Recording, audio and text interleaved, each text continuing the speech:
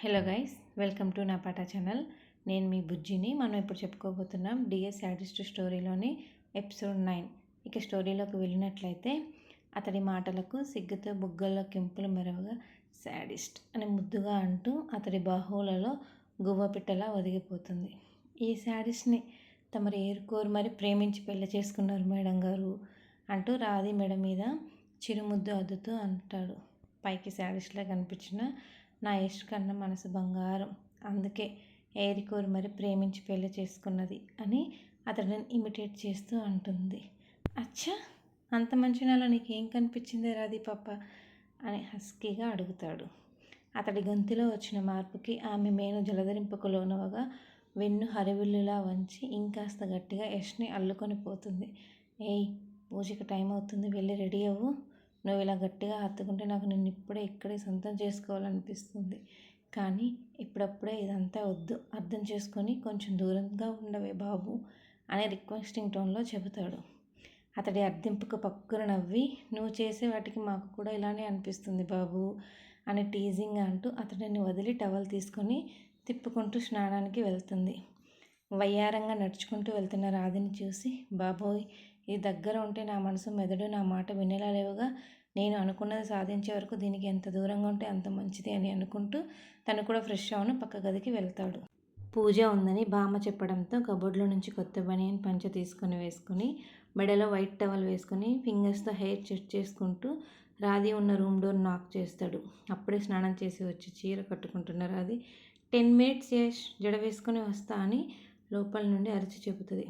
Okay, కింద wait చేస్తుంటా, తొందరగా వచ్చేవే అని చెప్పి కిందకి వెళ్తాడు. తాయు బామ్మకి పూజ విషయంలో ఏదైనా హెల్ప్ చేయను. యష్ వెళ్ళిన తర్వాత ఒద్దికగా చీర కట్టుకొని తలకి ఉన్న తడి టవల్ తీసి డ్రయర్తో తల ఆరబెట్టుకొని తన పెళ్లిలో వేసుకున్న నగలలో శారీకి సెట్ అయ్యే నెక్లెస్ పెట్టుకొని జుంకాలకున్న మాటిలు తీసేసి ఓన్లీ చెంపస్వరాలతో వాటిని పెట్టుకొని నుదుటిన పాపిట్ల కుంకుమ పెట్టుకొని ఆరిన జుట్టును లూజుగా అల్లి తన లుక్ను ఒకసారి మిర్రర్లో చూసుకొని పర్ఫెక్ట్ అనుకున్న తర్వాత గదిలో నుండి బయటకు వస్తుంది. కింద వ్రతం కోసం ఏర్పాటు చేసిన మండపం దగ్గర తాయారు గారు అడిగిన ఫ్రూట్స్ ప్లేట్స్ అందిస్తున్న యష్ స్టెప్స్ మీద నుండి వినిపిస్తున్న మువ్వల శబ్దానికి తల ఎత్తి చూస్తాడు.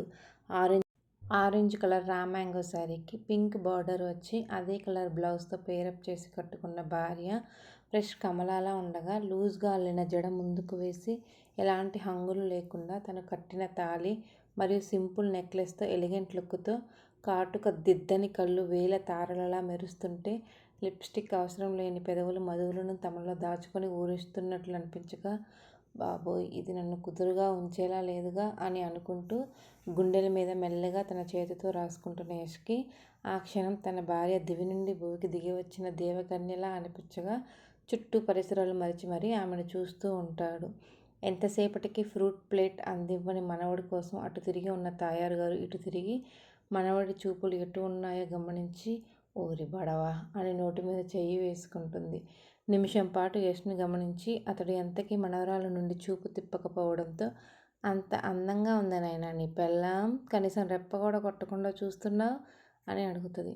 ఆ ప్రశ్నకి ఇంకా ట్రాన్స్లో ఉన్న యష్ అవును అన్నట్లు తలాడించి, ఇప్పుడే స్వర్గం నుండి భూమి మీదకి దిగి వచ్చిన ఏంజల్లా ఉంది అని చెప్పి తల పక్కకు తిప్పి అక్కడ తాయు బామ్మను చూసి, దొరికిపోయినరా దేవుడా అన్నట్లు తల కొట్టుకుంటాడు. కొనసాగుతుంది.